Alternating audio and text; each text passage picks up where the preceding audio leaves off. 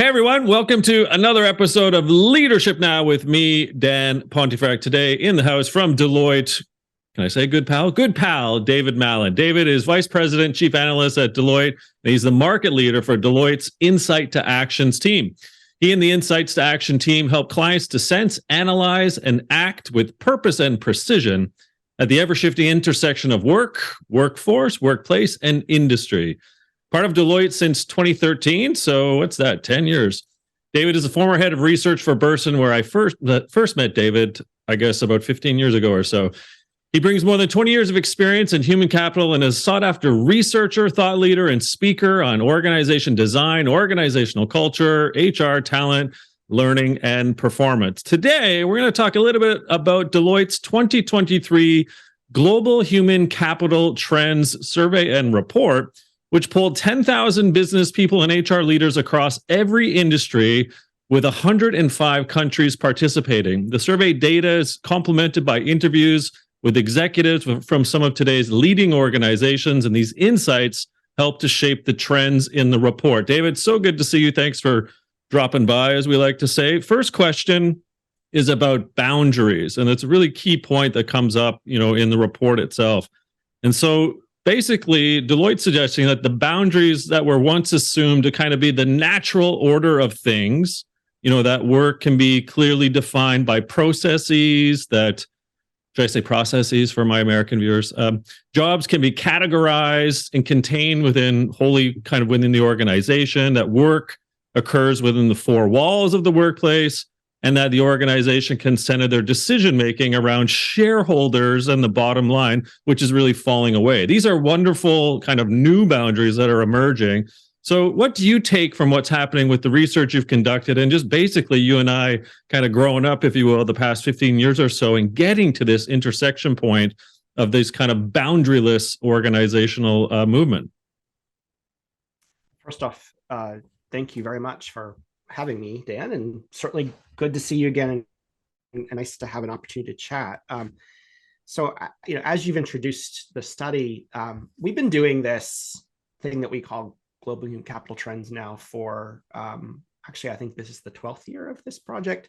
We think it's the largest of its kind, where we go out every year and we try to take a pulse on, beyond even just the traditional boundaries of HR, what are those forces at play that are pushing organizations to ask different questions, think differently about the people side of business, about this thing we would call human capital. And of course, doing it over that time frame, there's some things that have been trending the whole of that span, and there's some things that kind of pop up new and different over time. But I kind of use that little bit of a history to say, when we were started down the path of doing this year's version, there's some underlying parts to the methodology that are always true. We go out and we do a big survey, we do a lot of interviews, we try to get a sense of what those forces could be, and then we try to get a sense of, okay, with those candidate trends, as it were, which ones is there more or less a sense of urgency, for which ones are there more or less a sense of preparedness.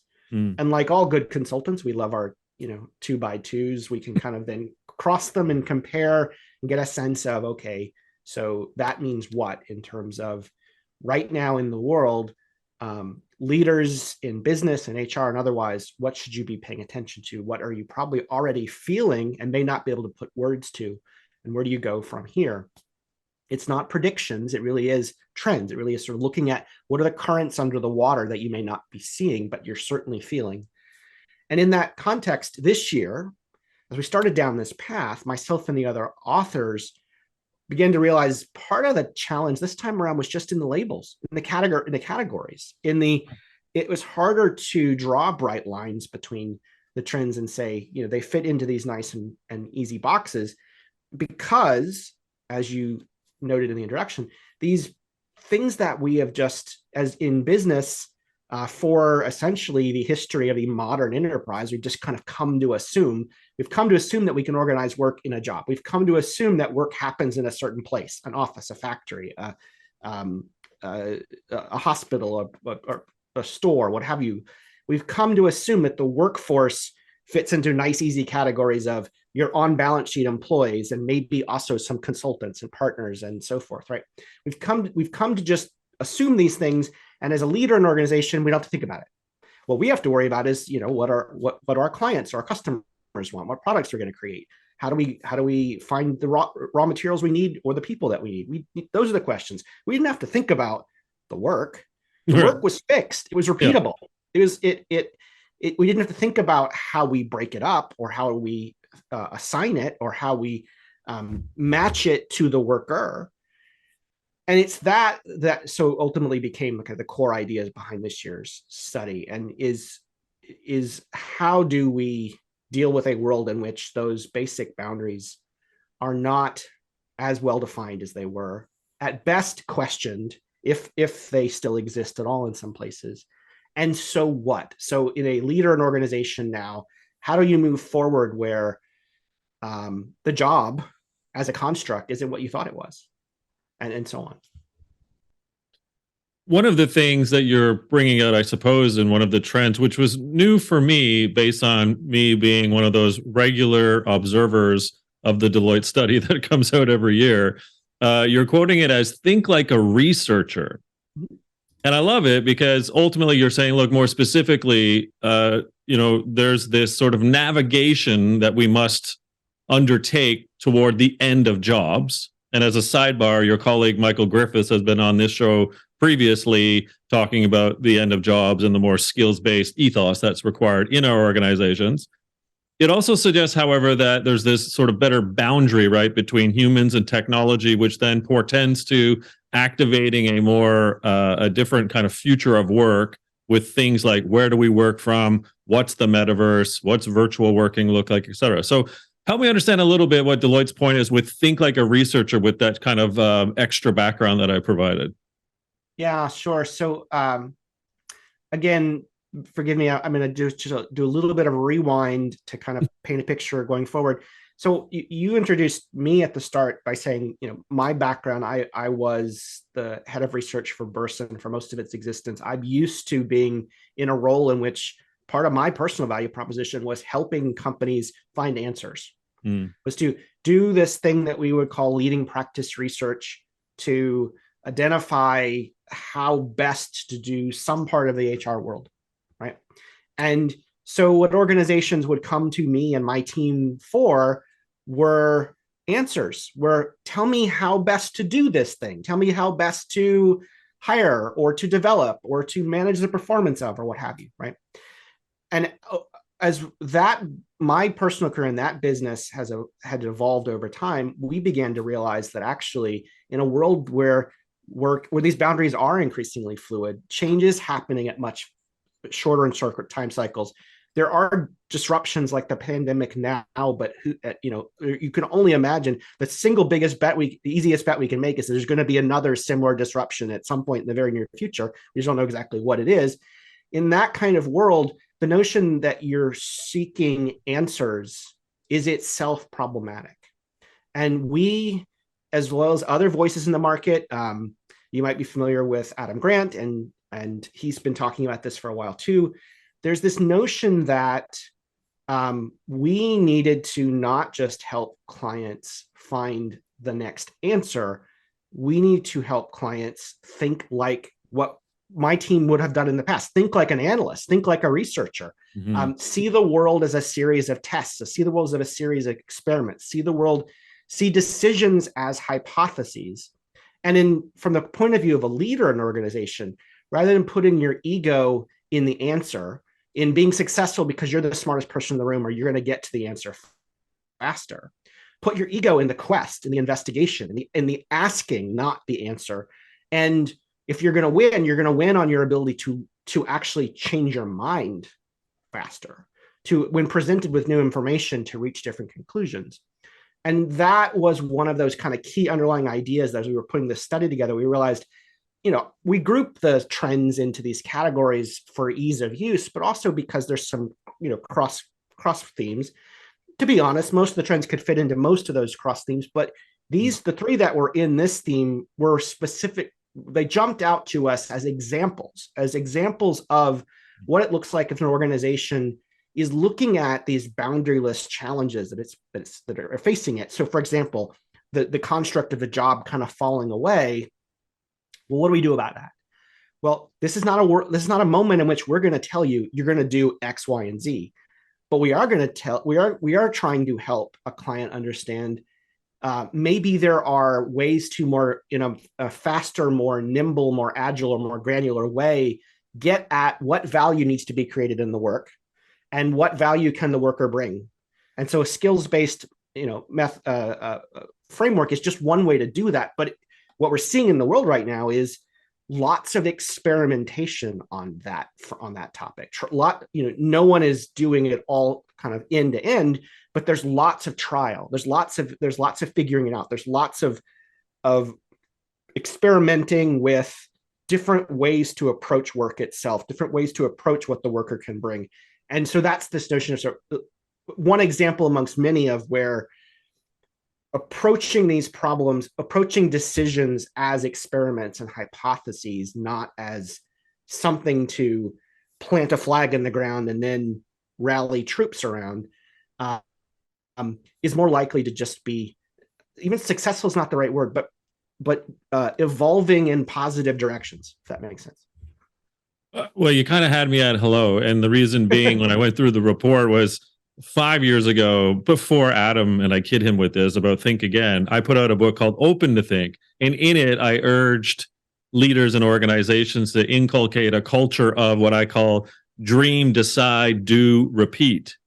Because we are so busy with the doing, we forget that if we marinate in the moments of the dreaming, and we kind of, as you point out later on in the report, co-creation can become such an incredibly vital piece to the dreaming and the decision making, and that we're almost in a perpetual dish of experimentation through co-creation. I think it just creates a better end result, but also a better culture ultimately. Is that fair? And did you see some of that with your co-creation advice inside the research itself?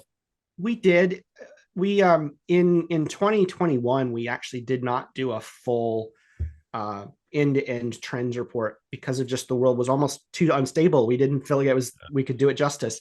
But what we did do were a couple of special reports that looked at these kinds of questions in the pandemic context. And one of them looked specifically at how the relationship between the worker and the organization itself is just fundamentally in question, and scenarios into the future of how that relationship might play out. And I bring that up is to say, one of the things that was just clear to us is there are certain things that are just going to be true into the future, one of which is worker agency. It doesn't matter that the job market may shift one way or the other. Something has happened. Genie's out of the bottle, Pandora's out of the box. It doesn't, something's happened. Workers have different expectation for the value proposition for work itself, what they want to get out of their relationship with the organization. And that is that is just something that organizations can try to hide from, or they can try to thrive in as a construct. And so this notion of co-creation came from that. And we don't foresee a future in which that organizations that do thrive aren't recognizing that the workforce, the worker, has as much to contribute to the authorship of the organization's future as do its executives or its investors or other stakeholders, right? The workforce, broadly speaking, is a source of tremendous innovation, a source of tremendous value, a source of tremendous energy, and can contribute to the authorship of that future if you create those ways, those environments, those venues, those mechanisms to have that co-creation happen. We talk about in the study specifically things like I said, just dealing with worker agency in general. But one of those areas that I think right now companies perceive as risky, but actually has tremendous potential value is data. Data is all around us. Organizations collect a tremendous amount of data. They actually probably collect far more data than they even realize they collect. And the workforce is just beginning to wake up to the fact that most of that data actually is created about them or by them or with them So why isn't it created for them? Right. That's an example of where it's in both sides of this equation's interest, workforce and organization, to stop and have a conversation around, hey, we can actually do some really amazing things with this data that will benefit both organization and workforce, but let's have a conversation around it. Let's actually co-create a future related to this data, because the alternate case is just as likely here, where the groups end up in conflict, or there's too much risk, and you could see either because a regulator says so or because the organization just decided it's not worth it, that they decide not to collect the data, decide not to go down this road because it's just not worth the hassle. And there's a tremendous lost potential opportunity there because we didn't get people at the table and actually try to figure out how to make it beneficially useful. Well, and I don't know if this is irony or just point blank, duh. You also point out in the report that organizations with higher worker involvement in designing and implementing, organizational change, and thus perhaps to your point of utilizing said data, the workers stated that they're 1.8x more likely to have that engagement of themselves in the workforce, 2x more likely to be innovative, and 1.6x more likely than their peers to anticipate and respond to change effectively. So it seems that you're correlating this point by data, and it's suggesting that it's just a no-brainer to co-create. So is that again fair, or is there some other extension to this argument? I'm actually really glad that you called out those stats. That was us bringing a little bit of the Bersin maturity research method to our trends research, and comparing some of the self-reported outcomes against some of the trend findings in the study. And yes, as you note, those that, I'm going to paraphrase a bit, but those organizations that tended to try to support some element of co-creation showed higher outcomes. There's something, I will admit, there's something a little bit circular about the notion that, yes, of course, if you increase the number of people who are listening in your organization, if you leverage the full power of the network that is your organization, you're going to have more eyes and ears. You're going to have more brain, just raw brain power devoted at the kinds of questions you're trying to answer for your clients or in the market or what have you, right? So of course, it just stands to reason that if I get everybody in my organization thinking about the challenging problems in front of me, well, why wouldn't I expect to come up with more options and get there faster, right? Yeah, I suppose that's the duh part of my argument earlier, David.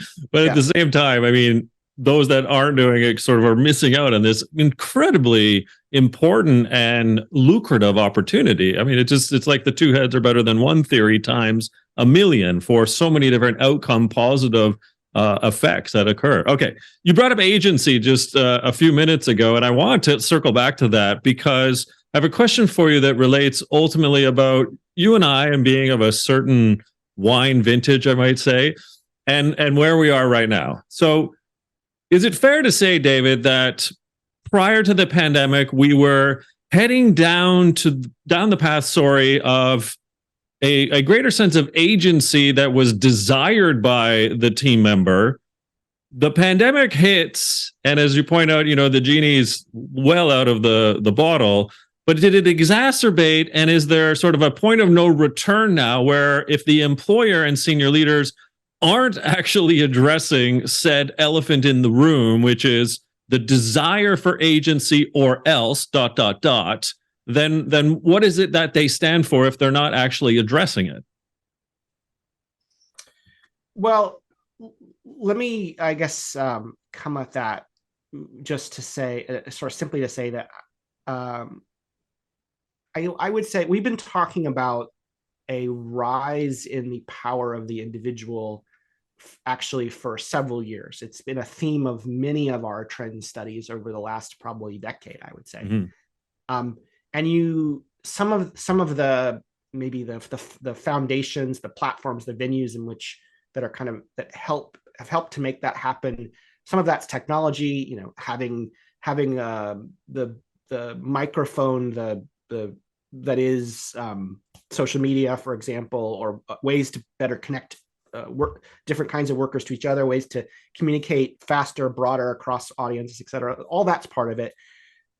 Certainly data plays into this because data leads to transparency. It leads us to leads the walls of organizations to my idea about being boundaryless, leads some of the walls of organizations to be more porous as well. So, you can see companies don't nearly have as many secrets as they used to. Like you can see what's going on inside the organization from the outside. You can get a sense of their culture, et cetera, right? All these things lead to a world in which it's just a much more, I don't want to overstate things too much, but a much more informed workforce broadly, right? And so the pandemic, again, accelerated, exacerbated trends that were already there, leading to a world in which our workers know a whole lot about the organization, about other organizations around them, broadly speaking, and have more choices in front of them as to sort of what they might just feel it's actually within their right to ask for from their organizations, from just the experience of work itself. Mm-hmm. And that only seems like it's going to increase. We reference another big study that we at Deloitte do every year, which is our Gen Z and Millennial study. And we quote a stat there that, and this is actually recent data. So this is not in the midst of the quote unquote great resignation. This is more recent data. 2 in 5 millennials have already left a job or rejected a job or an assignment because it didn't align with their values. And that's not just a US number. That's actually a global trend. And you probably have started to, if you haven't already, you've probably heard the latest. We like to name things and give them kind of funny names, but the latest fad of the week, as it were, is the Mondays, the bare minimum Mondays. Whether that's a thing or not, it doesn't actually matter. It kind of fits a broader narrative of workers around the world just thinking differently about what they fundamentally want to get out of work. And therefore, that changes the questions they ask of their work, of the organizations they work for. I couldn't agree more in the latter point there, because it doesn't matter what is being spoken, videoed, if you will, right, on TikTok or wherever, Instagram. If that creates a movement and the Gen X or Boomer leaders are not paying attention to what said employee or team member is desiring in their place of work, then they've missed the plot altogether on where we are in terms of our maturation of the expectations of the organization. So I just honestly, David, I'm glad you brought that up, because it's exactly that. But it segues to our kind of final segment of questions, maybe more rapid fire, because at the end of the report, David, you're pointing out that a brand new kind of style of leadership will be required, one that focuses on where leaders show up and how leaders show up and the mindset leaders adopt to kind of drive this new future work forward. But more specifically, you kind of come up with 3. So let me read one, and then you answer and say, and I'll ask you why in each one, and then we'll call it a day. And again, thank you for your time.